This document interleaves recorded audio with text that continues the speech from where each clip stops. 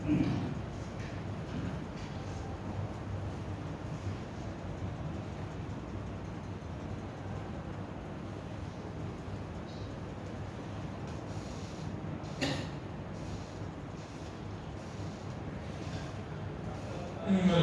لله نحمده ونستعينه ونستغفره ونؤمن به ونتوكل عليه ونعوذ بالله من شرور أنفسنا ومن سيئات أعمالنا من يهده الله فلا مضل له ومن يضلل فلا هادي له ونشهد أن لا إله إلا الله وحده لا شريك له ونشهد أن سيدنا ونبينا ومولانا محمدا عبده ورسوله أرسله الله تعالى إلى كافة الناس بشيرا ونذيرا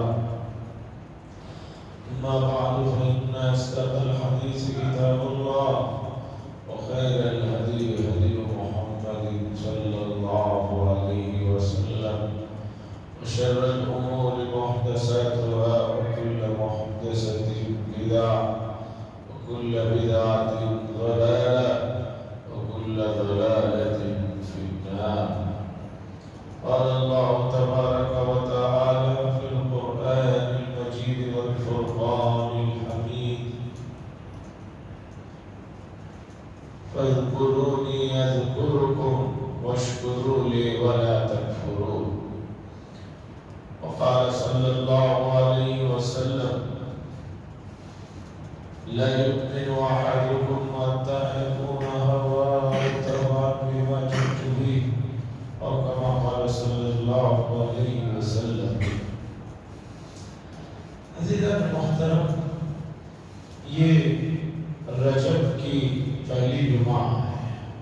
رجب کا مہینہ اشہر حرم والے مہینوں میں سے ایک مہینہ ہے، اور اس کی تقدیس، اس کی بزرگی، اس کا مقام اور حیثیت رسول اللہ صلی اللہ علیہ وسلم سے بھی بہت پہلے ابراہیم علیہ السلام کے زمانے سے چلا آ رہا ہے کہ اس مہینے کو ہی محترم بابرکت سمجھا جاتا تھا، اور رسول اللہ صلی اللہ علیہ وسلم نے بھی آ کر اس مہینے کی حرمت کو، اس کے مقام، اس کی فضیلت کو برقرار رکھا۔ دوسرا، عام طور پر مورخین اس بات پر اتفاق کرتے ہیں کہ رسول اللہ صلی اللہ علیہ وسلم معراج کا جو عظیم الشان معجزہ اور اعزاز اور جو تحفہ ملا وہ بھی اسی مہینے میں ہوا۔ یہ اور بات ہے کہ معراج کس مہینے میں ہوا، اس میں مختلف اقوال ہیں، لیکن کچھ حضرات یہ مانتے ہیں کہ اسی مہینے میں معراج کا سفر پیش آیا، تو اس اعتبار سے بھی اس مہینے کو ایک اور فضیلت مل جاتی ہے۔ اب سمجھنے والی بات یہ ہے کہ ایام میں جو بھی فضیلتیں ہیں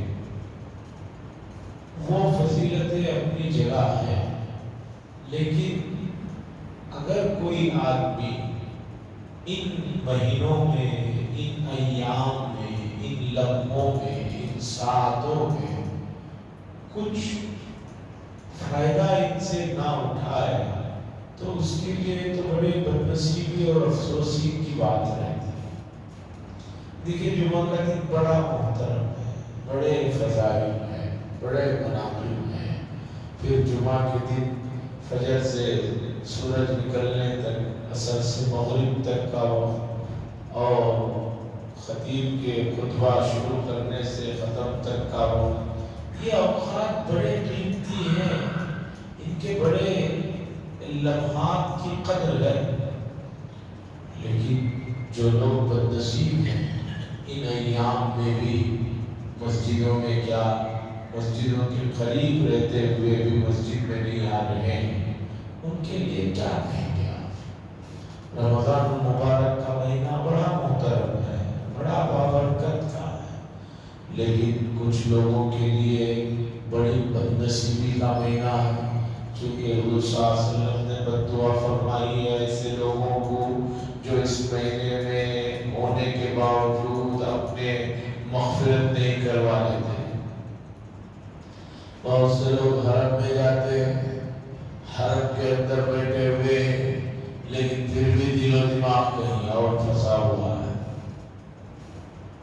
بعض لوگ حرم سے بہت دور بیٹھے ہوئے ہیں، لیکن ان کا دل اللہ کے ساتھ جڑا ہوا ہے، اللہ سے لگا ہوا ہے۔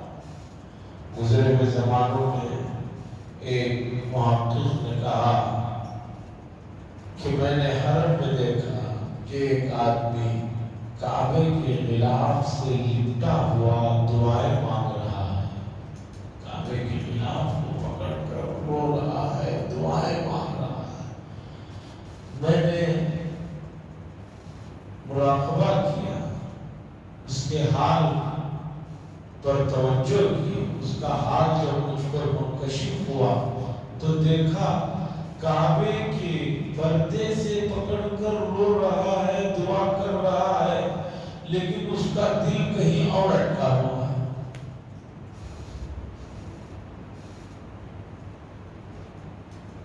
اس کے بعد انہوں نے کہا کہ میں بازار میں گیا، ایک آدمی کو دیکھا کہ دکان میں بیٹھے ہوئے تسبیحاں اور دوسری چیزیں خرید و فروخت کر رہا ہے، گاہک کو دے رہا ہے، روپیہ لے رہا ہے۔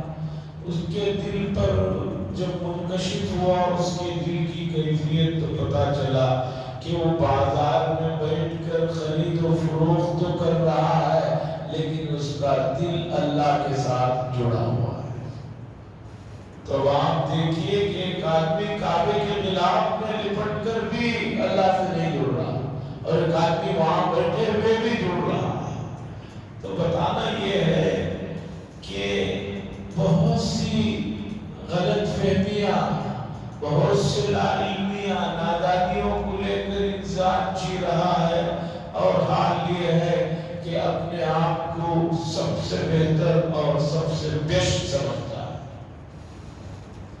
یہ بڑی خطرناک بات ہے۔ ایک آدمی کو اپنی نادانیوں کا علم ہے تو امید ہے کہ وہ آگے چل کر اپنی غلطیوں کو، نادانیوں کو سدھار لے۔ ایک آدمی نادانیاں اور لا علمیاں اور جہالتیں ہیں، لیکن وہ اپنے آپ کو کمپلیٹ سمجھ رہا ہے، تو وہ کیوں جائے گا کسی کے پاس؟ اور یہ سلسلہ ایسا ہے، روحانی ترقیوں کا سلسلہ ایسا ہے کہ اس کے لیے ہمیشہ آدمی کو رہنمائی کی ضرورت ہوتی ہے۔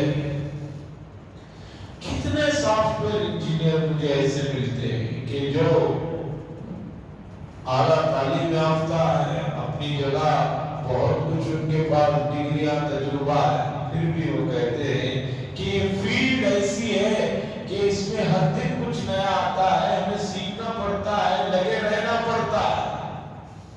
ایسا نہیں کہ اسکول میں پڑھ کر جو ہم نے پڑھ لیا وہ ہو گیا، اس کے بعد آگے پڑھنے کا نہیں ہے، نہیں، ہر دن اس میں کچھ نہ کچھ چیز آتی رہتی ہے، ہمیں اسے سیکھنا پڑتا ہے۔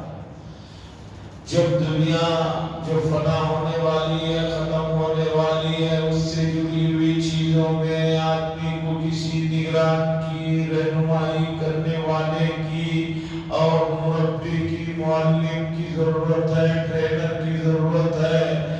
تو انسان کے اندر جو اس کی روح ہے، جو اصل ہے، جس کے بغیر انسان بیکار ہے، اس کی ترقی کے لیے، اس کی تعلیم کے لیے، اسے صحیح رہنمائی کرنے کے لیے اگر آدمی کسی معلم کو، کسی بڑے کو، کسی ٹرینر کو نہ منتخب کرے تو مجھے بتائیے کہ وہ کیسے ترقی کر سکتا ہے؟ میں حیران ہوتا ہوں کہ اس مسئلے کو جنہوں نے سمجھا، انہوں نے ایسی مثالیں قائم کی کہ ان مثالوں کو دیکھ کر اندازہ ہوتا ہے کہ ہم لوگ کتنے اس سلسلے میں غافل اور لاپرواہ۔ مولانا محمد منظور نعمانی صاحب بڑے آدمی، 97 میں ان کا انتقال ہوا، 1997 میں انتقال ہوا، تقریباً 90 سے اوپر ان کی عمر تھی۔ مولانا سید ابو الحسن علی حسینی سے بھی عمر میں بڑے تھے، اور اتنے بڑے آدمی تھے، اتنا علمی کام کیا ہے کہ معارف الحدیث ان کی کتاب ہے، اسے دیکھ لیجیے، اسلام کیا ہے اسے دیکھ لیجیے، اور بھی بے شمار موضوعات پر کام کیا ہے، اور اللہ نے اسی صلاحیتوں سے نوازا تھا، خاص طور پر احادیث کا ترجمہ اردو زبان میں جس سلاست سے، جس آسان انداز میں انہوں نے کیا ہے، امت پر جو ہے وہ بہت بڑا احسان ہے۔ ان کی بڑی خوبیاں ہیں، انہی کے فرزند ہیں اس وقت ملک کی ایک بہت بڑی علمی شخصیت حضرت مولانا خلیل الرحمن سجاد نعمانی صاحب۔ یہ منظور نعمانی صاحب کے سب سے چھوٹے صاحبزادے ہیں، ان کے اور بھی بڑے صاحبزادے تھے، انہوں نے بھی بڑا علمی کام کیا۔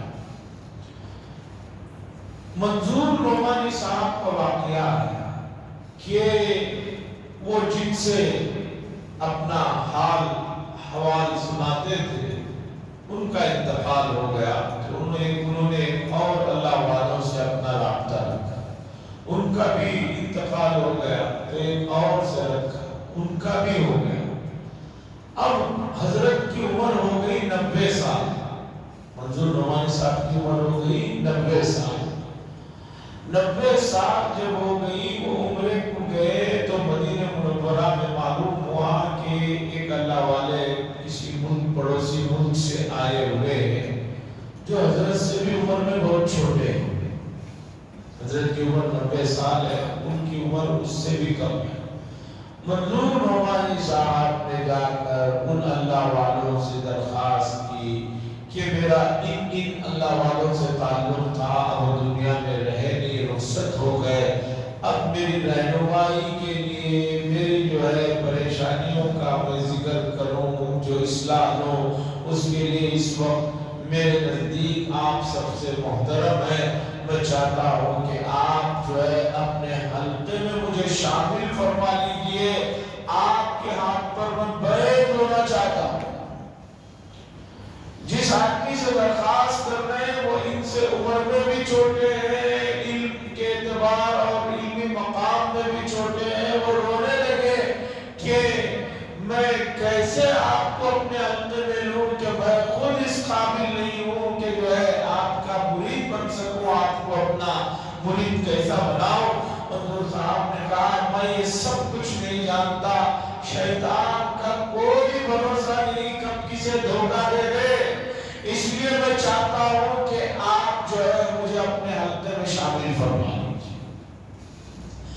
میں واقعہ سنتا ہوں تو مجھے اپنے اکابرین کی ادائیں اور انہوں نے جو رہنمائی کی امت کے لیے کیا ان کے لیے الفاظ کہے میری سمجھ میں نہیں آتا۔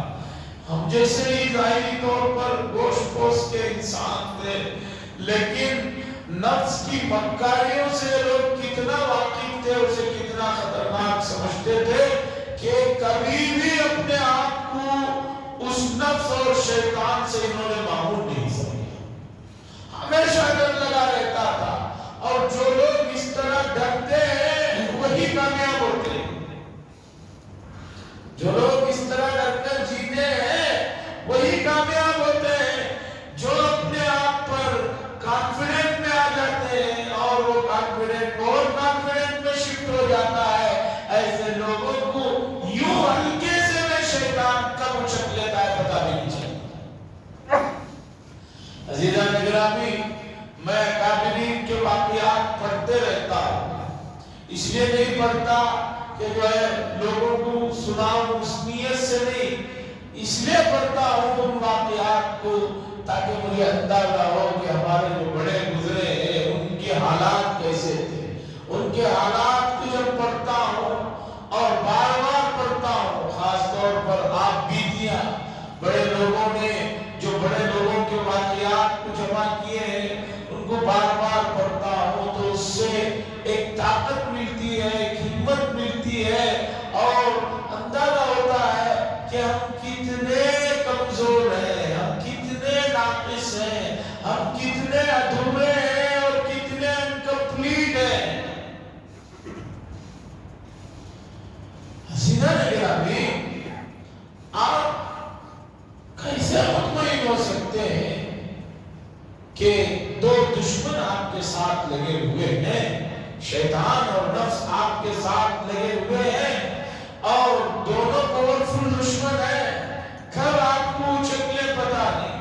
حدیث میں آیا ہے کہ شیطان انسان کی رگوں میں خون سے زیادہ یا خون کی طرح دوڑتا ہے، کب کیا کر دے کچھ پتا نہیں. اور آدمیوں کا اطمینان دیکھیے کہ سمجھ رہے ہیں کہ جو ہے ہمیں کسی کی ضرورت ہے.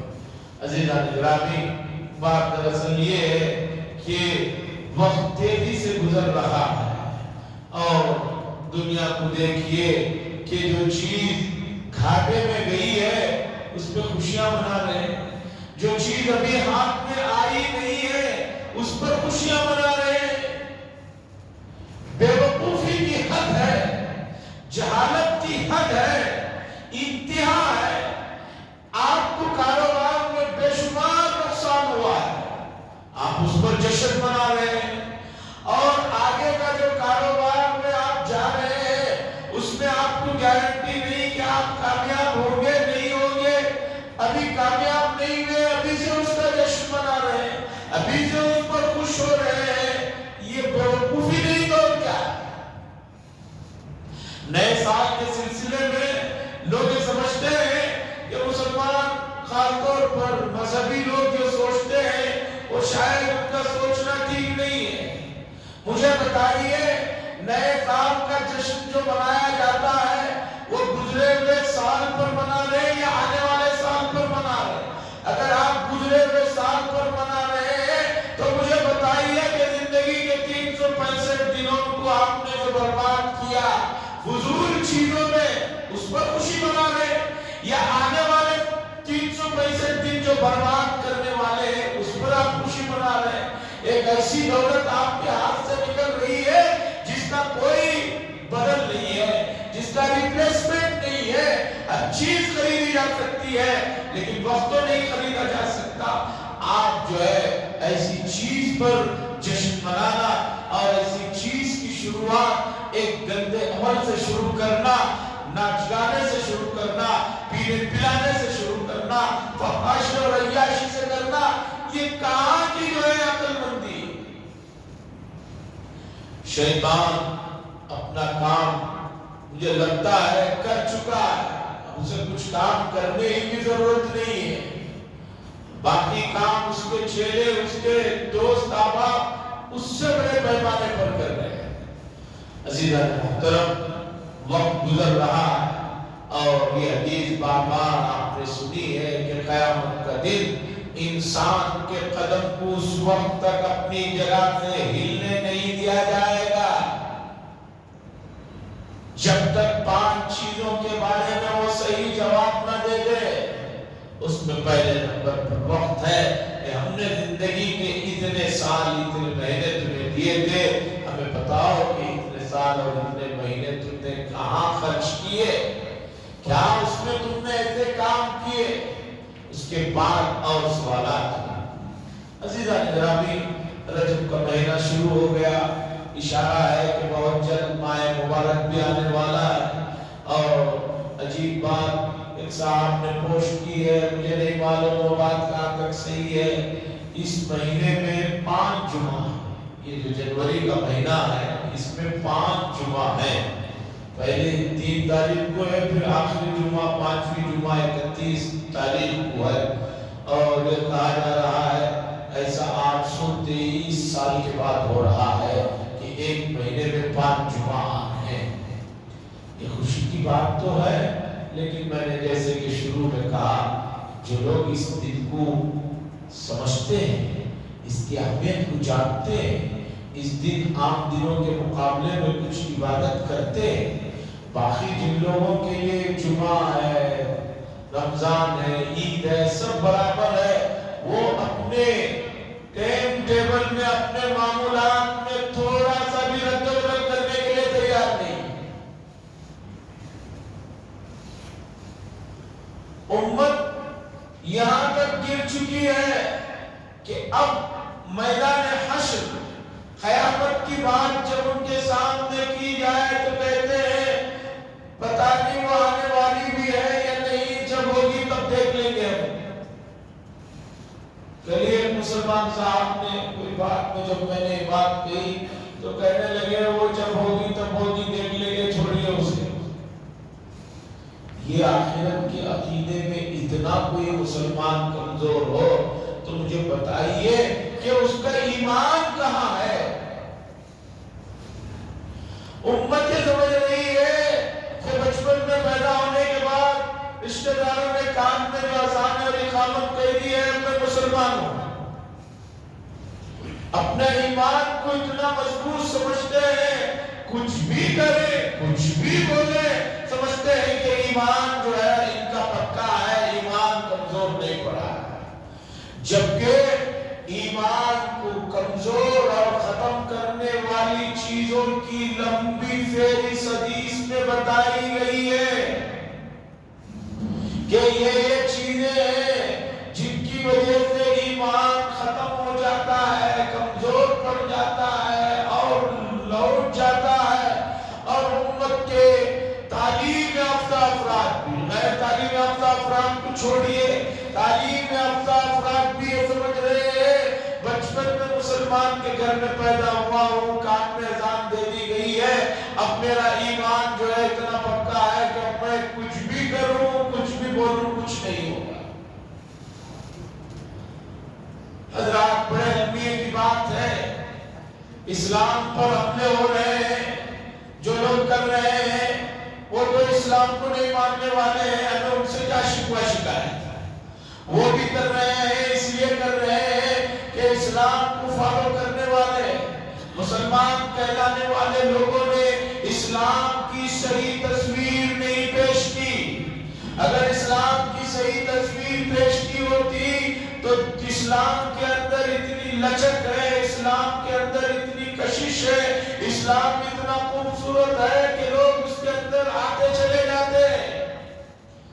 صحابہ کے زمانے میں واقعات کو پڑھیے، یہ الزام مسلمانوں پر ہے کہ اسلام شمشیر کے زور پر، تلوار کے زور پر پھیلا ہے۔ اللہ کی قسم یہ بات جو ہے مسلمان کہے تو نہ مانیے، خود عیسائیوں نے اور دوسرے لوگوں نے لکھا ہے کہ اسلام اخلاقیات کی وجہ سے، اسلام کی خوبیوں کی وجہ سے، اسلام کے عقیدوں کی وجہ سے، اسلام کی ان محاسن کی وجہ سے کہ جسے کوئی بھی آدمی ناپسند نہیں کرتا اس لیے پھیلا ہے، تو وہ اسلام تمام اخلاقیات کے ساتھ ہمارے تک آیا، ہمیں لا کر دیا گیا، محنتوں سے آیا، لیکن امت نے محاسن کو، ان اخلاقیات کو بالکل جو ہے پھینک دیا ہے اور اس سے دور ہو گئے۔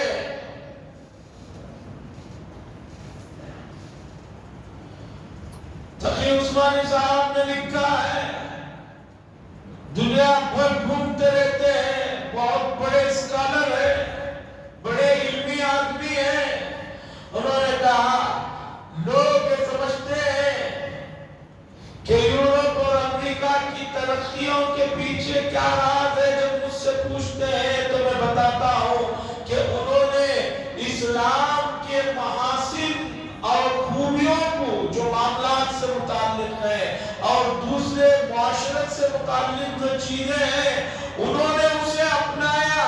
وہ اپنانے کی وجہ ہے کہ وہ ترقی پر دنیا میں بھی جا رہے ہیں۔ اپنا ایک واقعہ لکھا تقی عثمانی صاحب نے، یورپ کے کسی شہر میں ٹرین میں سفر کر رہے تھے تو ٹرین ایک جگہ پلیٹ فارم پر رکی تھی. حضرت کو ضرورت کے لیے جانا تھا تو دیکھا کہ باتھ روم کا دروازہ بند کیے ہوئے ایک آدمی کھڑا، ایک گورا آدمی کھڑا ہوا. حضرت سے کہا کہ 2 منٹ رک جائیے. وہ حضرت کو جانتا نہیں ہے کہ مولانا ہے یا کوئی بڑے، وہ اپنے مذہب کا آدمی ہے، حضرت کو ان سے واقفیت بھی. 2 منٹ کے بعد جب ٹرین پلیٹ فارم سے نکلی ہے تو پھر وہ اندر گیا اور اندر جا کر آ کر کہا کہ اب آپ جا سکتے. حضرت نے پوچھا کیوں 2 منٹ تک رو کے رکھا آپ نے اور اندر جا کر آ کر آپ کہہ رہے ہیں؟ تو اس آدمی نے کہا کہ میں اپنی ضرورت کے لیے گیا تھا، جو ہی فارغ ہوا اتنی دیر میں جو ہے پلیٹ فارم آ گیا، اور پلیٹ فارموں پر فلش نہ کرنے کی ہدایت لکھی بھی رہتی ہے، چونکہ پلیٹ فارم پر لوگ چلتے پھرتے رہتے ہیں. تو میں اس لیے رکا رہا کہ اب فلش کروں گا تو بھی باہر لوگوں کو تکلیف ہوگی، اور چلا جاؤں گا تو آپ اندر جائیں گے تو آپ کو تکلیف ہوگی، اس لیے رکا رہا. اب جب ٹرین نکلی ہے اب میں نے فلش کر دیا ہے، اب آپ کو جانے کے لیے کہا. حضرت نے فرمایا ارے ٹوٹل اسلام کی جو 4 حدیثیں ہیں جس میں اسلام کی بنیاد کو بتائی گئی ہے، اس میں ایک حدیث ہے المسلم من سلم المسلمون من لسانه ويده. کامل مسلمان وہ ہے جس کے ہاتھ سے اور جس کی زبان سے کسی کو تکلیف نہ پہنچے. یہ اسلام کی بنیادی تعلیم ہے. ان گوروں نے ان کو اپنایا ہوا ہے کہ کسی کو کسی سے تکلیف نہ ہو. اتنا پاس و لحاظ رکھتے ہیں. اور ایک ہمارے ملکوں کی حالت حضرت نے لکھا ہے کہ جہاں پر جو ہے انسانوں کو تکلیف دینے کی جتنی صورتیں ہو سکتی ہیں، لوگ ان صورتوں کو جو ہے بڑی خوشی کے ساتھ اپناتے ہیں. عزیزان گرامی، اسلام کو آپ صرف مسجد تک سمجھتے ہیں، رمضان کے روزوں تک سمجھتے ہیں، یا حرم میں جا کر چند دن کعبے سے لپٹ کر رونے کو سمجھتے ہیں، تو یہ اسلام نہیں ہے.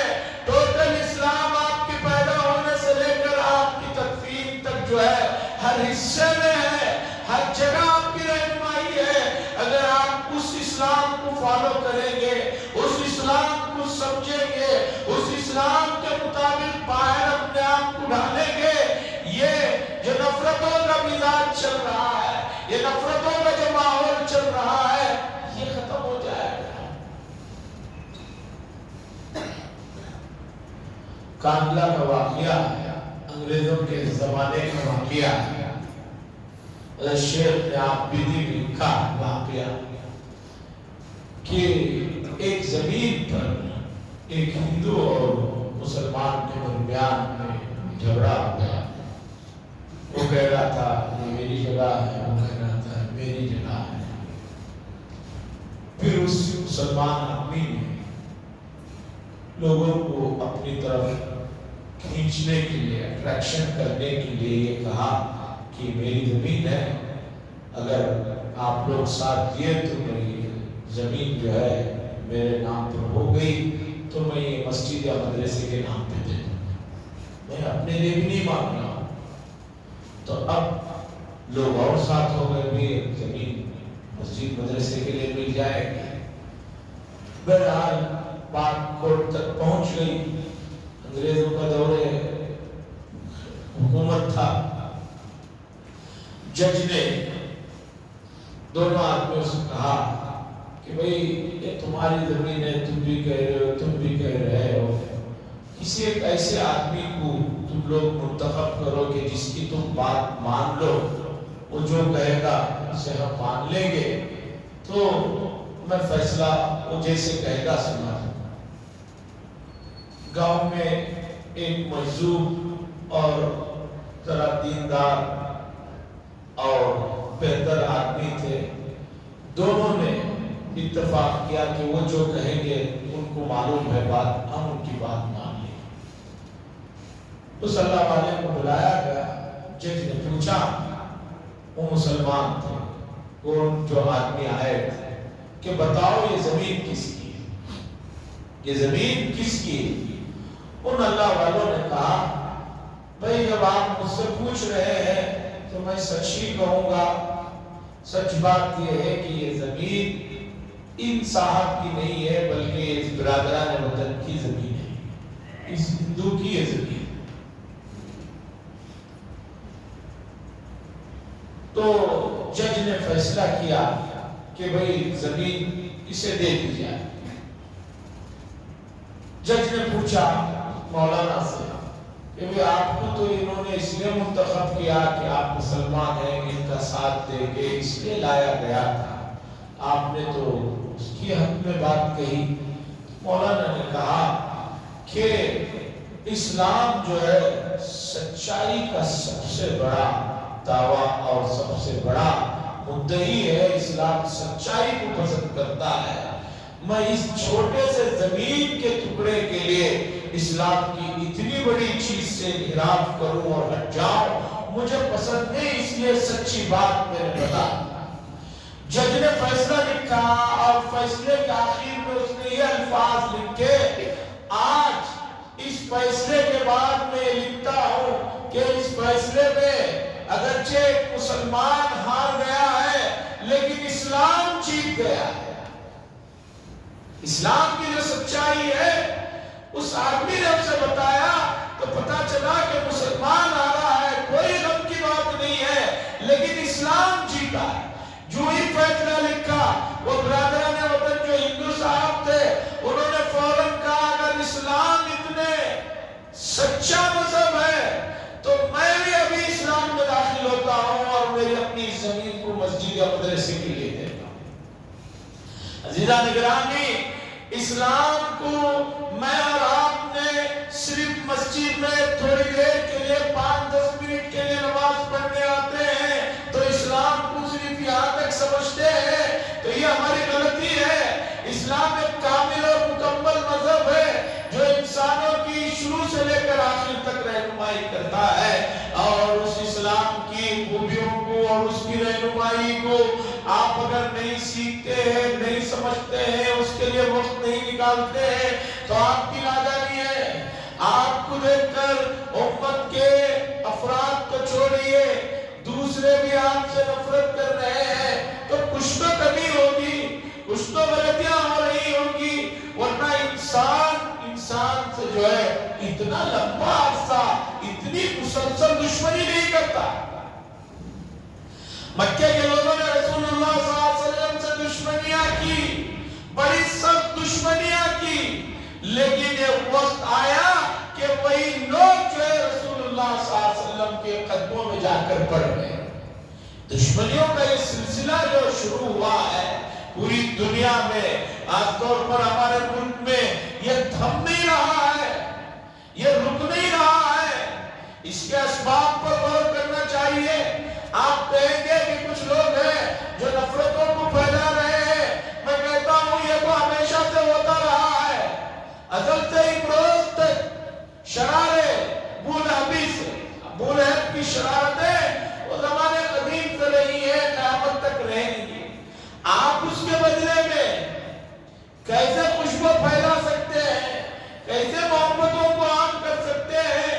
وہ نفرتیں پھیلا رہے ہیں تو آپ کو اور زیادہ ذمہ داری پڑ جاتی ہے کہ اسلام کی خوبیوں کو جو ہے لوگوں تک پہنچائے. اس کے لیے آپ اسلام سے تو واقف ہو جائیے، اسلام کو تو جانیے، آپ رسول اللہ صلی اللہ علیہ وسلم کی سیرت کو تو جانیے، سیرت کو تو پڑھیے. آپ کہتے ہیں کہ مجھے سب سے زیادہ رسول اللہ صلی اللہ علیہ وسلم سے محبت ہے، لیکن رسول اللہ صلی اللہ علیہ وسلم کی ذات اقدس سے متعلق 2-4 بنیادی باتیں میں آپ سے پوچھ لیں تو آپ ادھر ادھر دیکھنے لگتے ہیں. میں ایسا نہ سمجھے کہ آپ کو کہہ رہا ہوں، اپنے آپ کو پورے معاشرے کی جو حالت ہے وہ بتا رہا ہوں، پورے معاشرے کی حالت بتا رہا ہوں. اسلام کے بارے میں کوئی آدمی کوئی غلط بات کہتا ہے، آپ فوراً سن کر جو ہے یا تو طیش پہ آ جاتے ہیں یا نہیں تو سمجھتے ہیں کہ وہ جو کہہ رہا صحیح کہہ رہا ہے. کہ یہ اسلام آپ کے پاس ہے کہ آپ جس مذہب پر چل رہے ہیں اس کے بارے میں اس کی تفصیلات جو پن ٹو پن بتائی گئی ہے، دلائل کے ساتھ، حکمت حکمتوں کے ساتھ، ان کی علتوں کے ساتھ۔ اسلام کا کوئی حکم ایسا نہیں ہے کہ اس کے پیچھے کوئی لاجک نہ ہو۔ اسلام کا کوئی حکم ایسا نہیں ہے کہ جو عقل کے خلاف ہو۔ افسوس یہ ہے کہ آدمی جو ہے ان کو پڑھنے، جاننے، سمجھنے کا وقت ہی نہیں ہے۔ تھوڑا بہت وقت ہوا کرتا تھا اسلام کی باتیں امت تک پہنچانے کے لیے، جمعہ کا پلیٹ فارم تھا۔ اب امت جمعہ کے دن بھی جماعت کھڑی ہونے کے بعد آ رہی ہے، اور سلام پھیرنے کے بعد ہم کچھ اعلان کریں، کچھ بات ضروری بتائیں، اس سے پہلے چلے جا رہی ہے۔ اب آپ بتائیے امت تک کوئی پیغام کیسے پہنچایا جائے؟ گھروں کے پاس جاتے ہیں کوئی کام کے لیے، تب آدمی ملنے کے لیے راضی نہیں ہے، یہاں آنے کے لیے راضی نہیں ہے۔ تو اب امت تک جو ہے، انسانیت تک پیغام کیسے پہنچایا جائے؟ یہ بڑے جو ہے دل کی بات ہے۔ عزیزان گرامی، سمجھ جائیے، سدھر جائیے، اللہ کی نعمتوں کی قدر کیجئے، اور ان نعمتوں کی قدر یہ ہے کہ اس سے رابطہ قائم کر لیجئے، اس سے اپنے جو ہے تعلق کو بنا لیجئے۔ اللہ فرما رہے ہیں اذکرونی اذکرکم، تم مجھے یاد کرو، میں تمہاری طرف توجہ کروں گا۔ اللہ سے دعا فرمائے اللہ تبارک و تعالیٰ امت کی صحیح رہنمائی فرمائے، اور جو ہے اسلام کی جو تمام کمالات ہیں ان کو اپنانے کی اور پھیلانے کی توفیق نصیب فرمائے۔ وآخر دعوانا الحمدللہ رب العالمین۔